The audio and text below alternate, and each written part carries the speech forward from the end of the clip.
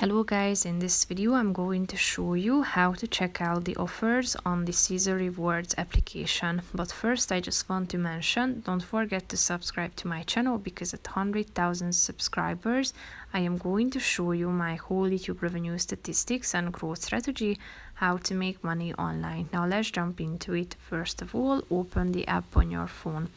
Tap on the offers button down below, which is the fourth option. Here you can find the available options, so you can use filters at the top of the page in terms of destination.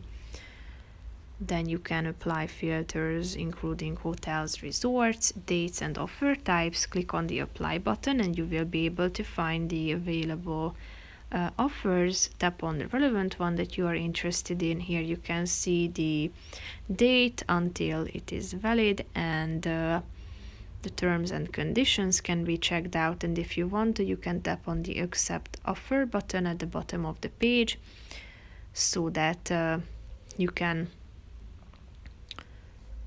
also save it by tapping on the heart icon so that you will be able to find it in the favorite section at the top. That's pretty much it for this video, guys. See you in the next one. Bye bye.